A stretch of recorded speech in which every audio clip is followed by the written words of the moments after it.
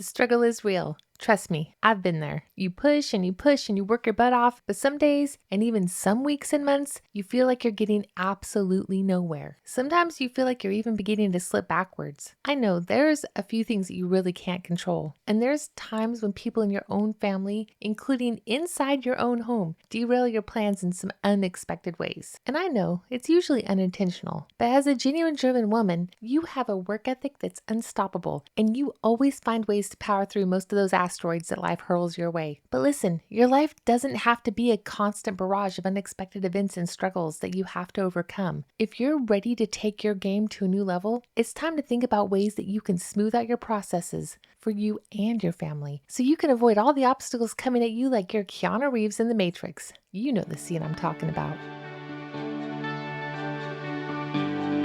Hi, I'm Tammy. The purpose of the Tammy North Show is to give high achievers actionable content to propel themselves to senior leadership while living a balanced life.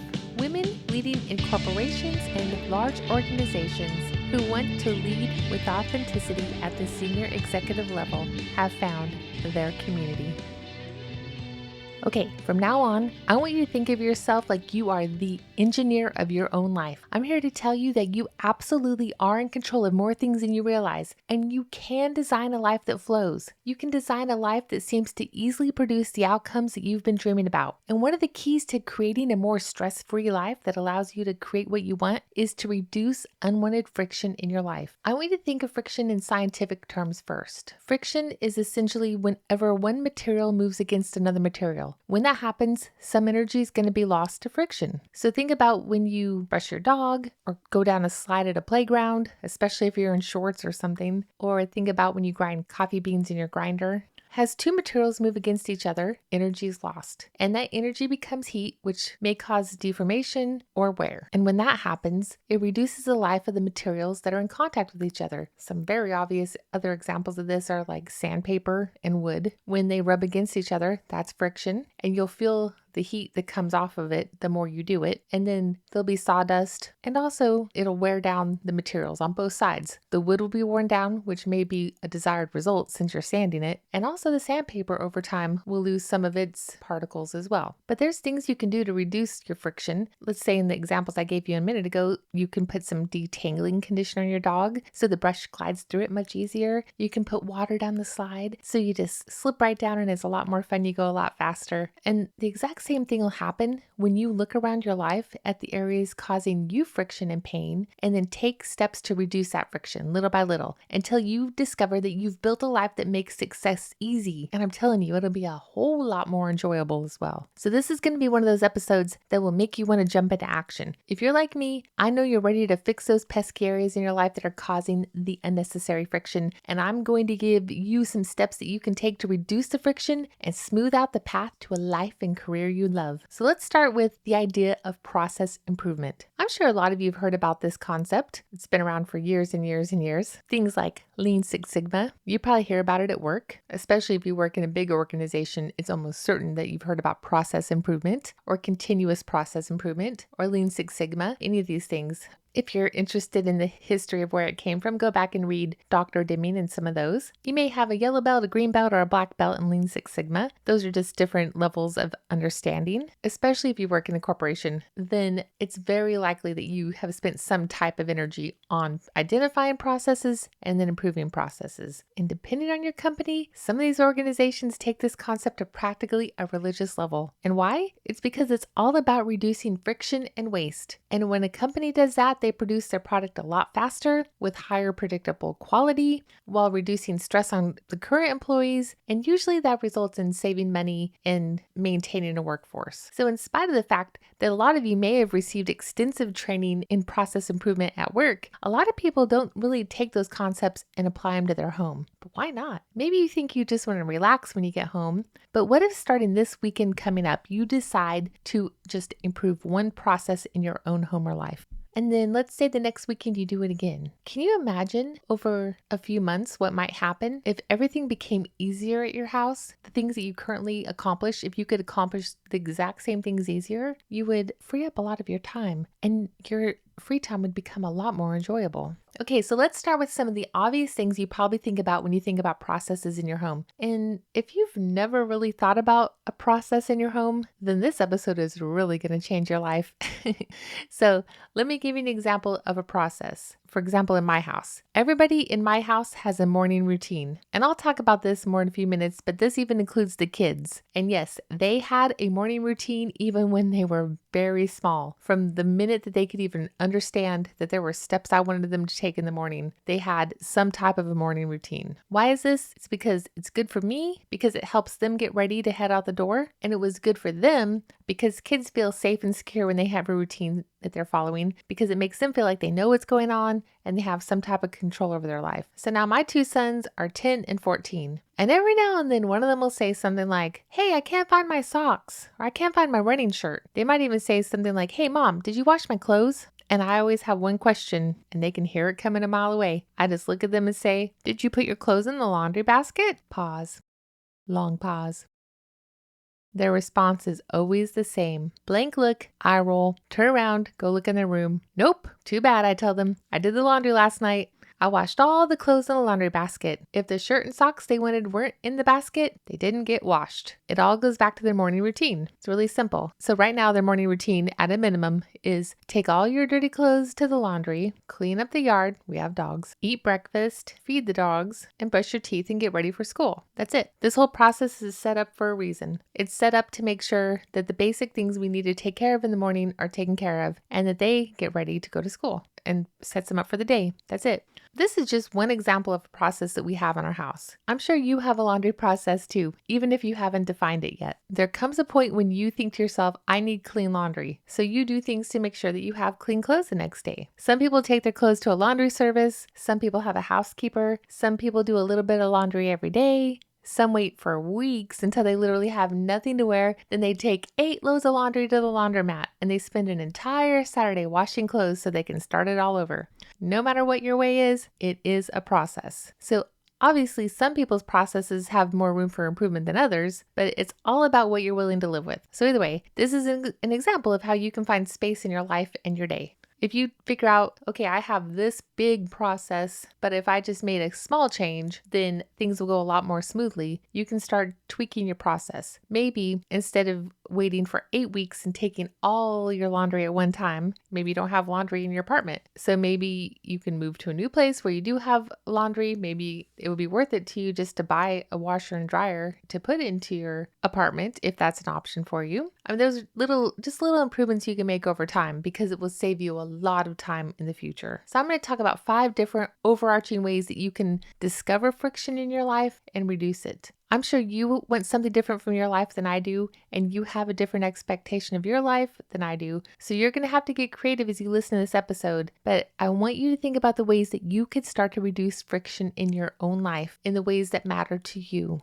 And I'm going to tell you some thoughts and experiences, and I want you to do that as I'm giving you some ideas and sharing a few thoughts and experiences from my own life here. So the first overarching way to reduce friction in your own life is to develop routines for various parts of your life. So here's a few ideas of the routines I've implemented. One is a morning routine, which is basically from the minute I wake up until I get to work. And the kids have their own version of that routine, which I already told you their basic version. After the kids take the steps that I already told you, they help me close up the house, and then they're basically ready to go jump in the car. All they have to do is get their backpack and get in the car. My morning routine is something like this. Wake up, get a cup of coffee that's already been brewed, drink my coffee, spend at least 5 to 10 minutes meditating, exercise at least 3 days a week on my Peloton, take the dogs for a walk, have a second cup of coffee, get ready for work, out the door. Then when I get to work, I have a start work routine, and it goes something like this.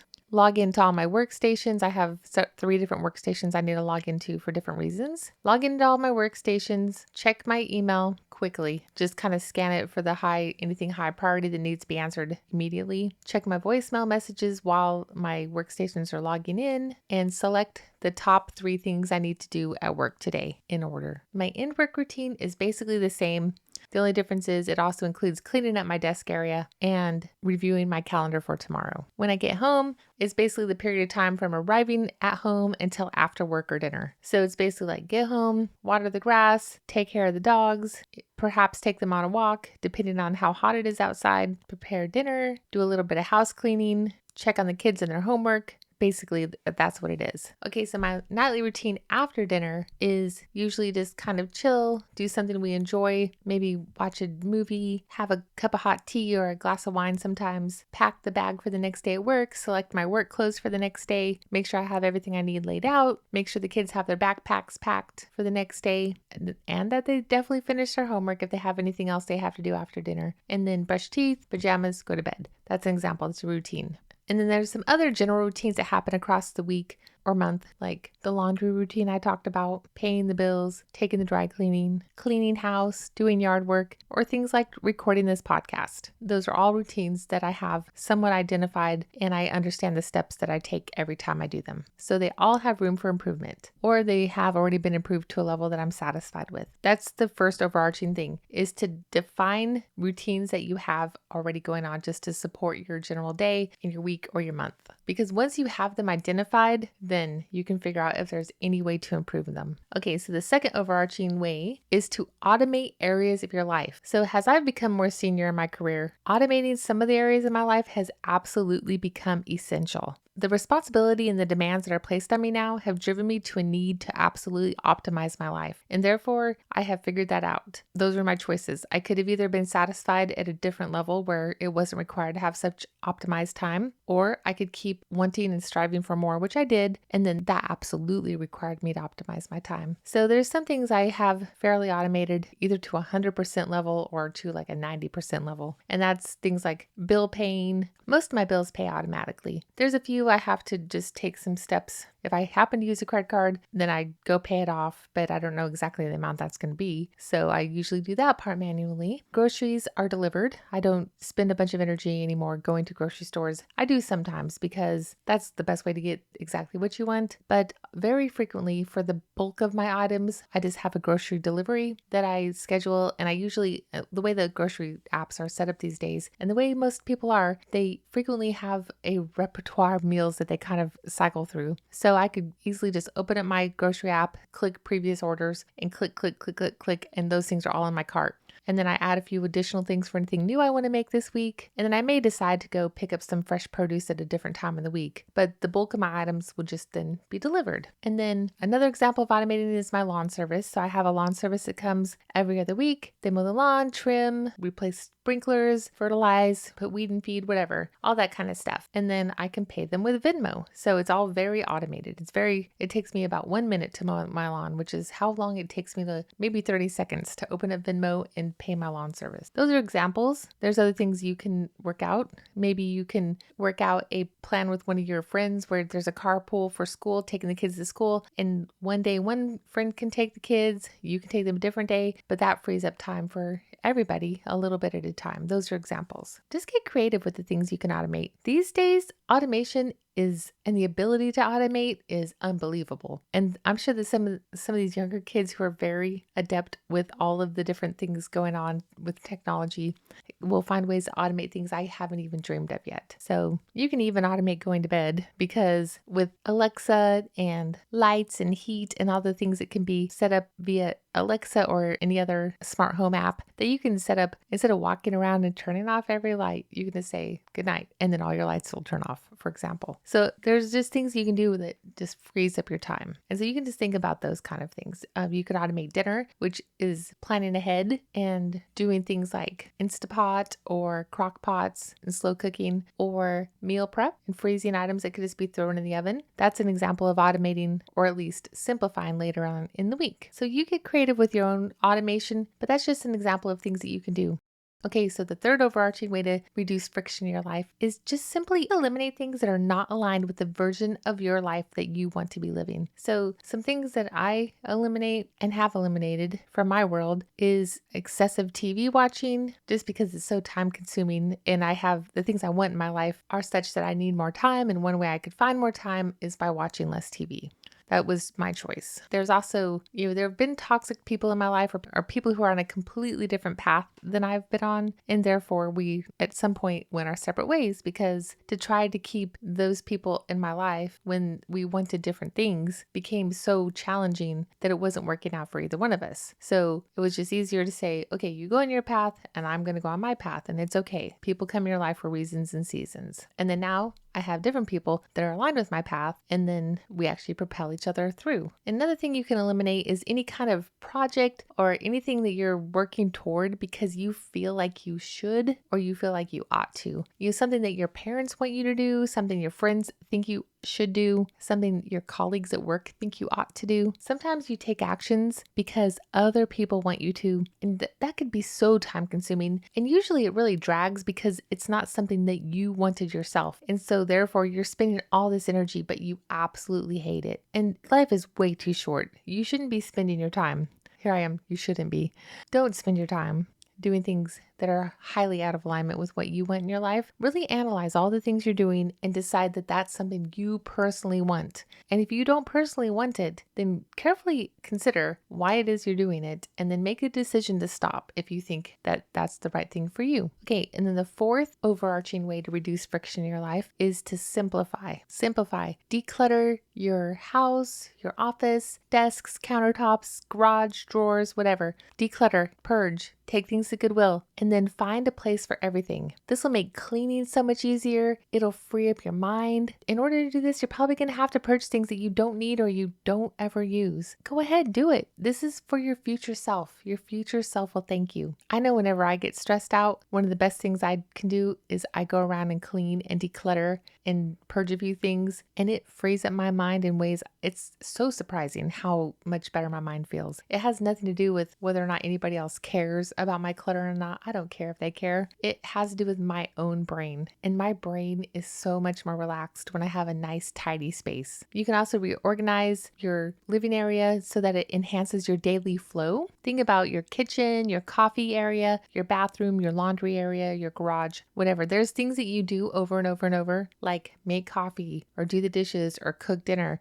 that there's a certain way that if you have the spoons or the spatulas here and you have the coffee pot there and the coffee cups here, whatever, that you're going to realize that there's a certain flow that works. And you know when the flow's wrong. It's usually when somebody else set your kitchen up for you and you're thinking, why do they put the mixer here? Take time to reorganize it and think to yourself, is there a better way to reorganize it? Like actually stand there and really put some thought into this, things you do over and over, and how you might reorganize your area. This includes the laundry, getting ready for work, whatever. Is there a way you can reorganize your closet so it's easier to get dressed? These are the things to think about. Another way to simplify is just start saying no. Say no to all kinds of things. If you don't want to do it, if it's not in line with your life vision, don't do it. It's no more. You're not doing that. One really obvious thing to do, which I don't know if you think about this, but what are your 3 most important priorities? They're probably going to be something like family, career, travel, family, church, career, exercise, hobby. I don't know. You know what I mean? There's going to be 3 things you really care about. So what are your 3 most important things? Whatever they are, write them down and then stop doing anything else that's not related to those. If you want, you can write down 4 or 5 priorities, but do nothing else that isn't aligned to one of those things. That's one really easy way to realize what you need to say yes or no to. You could design a very simple weekly dinner menu so that you know exactly what you need to order at the grocery store and make it something the kids can help with. That makes them more productive members of the family. It teaches them good skills for becoming adults, and it helps you out. And I know at the beginning, especially when they're young, it could be a little more challenging, but it also keeps them busy. I know when at the end of the workday when you're tired, it's very easy to tell the kids, just go over there and play on your phone because I'm making dinner. But get them in there and have them help. It's like good camaraderie. It teaches them skills, and eventually they can literally make dinner. It's good for the whole family. And then I highly recommend that you only have 1 or 2 goals that you're working on at a time. A lot of people make 1 goal at the beginning of the year. I think you should make like 6 or 7 and then just pick a couple to work on each month, either 1 or 2 each month, and then just only focus on 1 or 2 at a time till you get them under control and then move on to the next one. Simplify. And then the final overarching way that we're going to talk about today to reduce friction in your life is just to make whatever your desired action is easy. And I'm talking about like if you have a desired action that you want to go exercise or you want to drink more water or I don't know, whatever it is. Maybe you have some habits you want to start or bad habits you want to stop, then find ways to make them easy. There's a couple books I'm going to recommend that have similar but different, slightly different ways of looking at it, but very similar. And that is Tiny Habits by BJ Fogg and Atomic Habits by James Clear. Both of these talk about breaking whatever your desired behavior is, or even the one you want to stop, a bad behavior, into a very, very small first trigger or a prompt, depending on the book. But you break it down to that very first piece, and then that's the part you either start or stop. One example is if you want to stop a behavior or a bad habit, then try this. Think about the trigger or prompt that sets your bad habit into motion. Really, the very first thing, like if you're trying to drink less wine or you're trying to stop eating carbs or bad food or cookies or something, then the very, very first part of that would be at the grocery store or when you're doing your grocery app for a delivery, whatever, then don't even buy the thing that you don't want to consume. So just don't even buy it in the first place. Don't even bring it into your house. That is one way to reduce the chance. That makes it very easy for you not to do it because it's not even where you are. You don't have easy access to it. So don't buy food you don't want. And if you do have food in the house or something else you don't want in the house, then take that out of the house. You can go deliver it to food banks or whatever. Just get it out of the house. And if you want to start a new behavior or begin a new good habit, then it's kind of like this. Decide whatever good thing it is that you want more of in your life. Let's say you want to drink more water. Then make sure that you always have a full bottle of water with you in your bag. Do a routine at night where you put bottles of water or your water bottle into your bag so that you always have good water to drink. Or maybe get some little flavor drops because you'll be more likely to drink your water if you put some flavor drops in it. Whatever. So just put that where you have easy access to it at work, in your bag, in your car, whatever.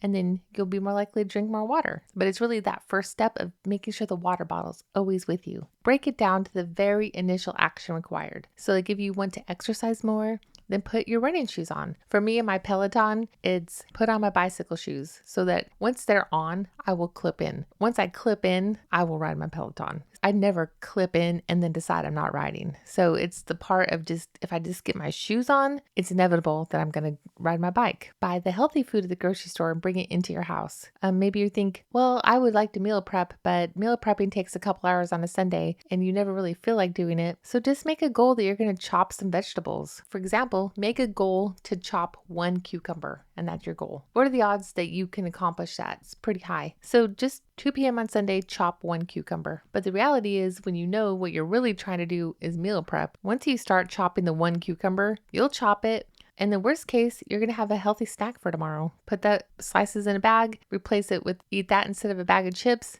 You've just made a great improvement.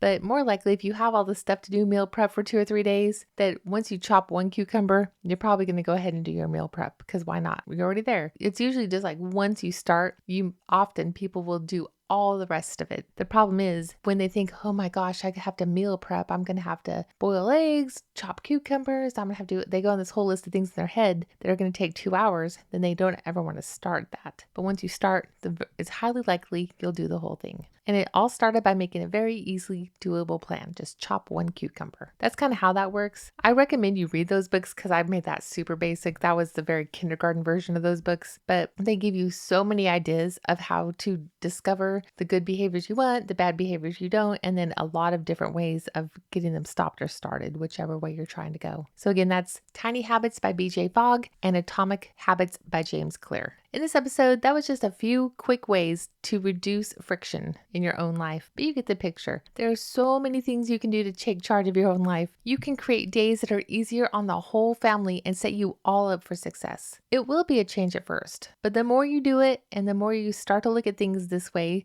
how can I improve this? How can I make this easier on us? And the more often you do that and then actually make the improvement, your life will begin to operate so smoothly. It'll be like a well-oiled machine. The more you do that, the more time you're going to have, and the greater chance you will start to not only feel successful, but you may even find that success just starts to come your way when you weren't even expecting it. It's amazing what happens when you focus on what you want and you set up the life around you to practically make that success inevitable. And that's what I want for you. It's what reducing the friction in your life can do for you.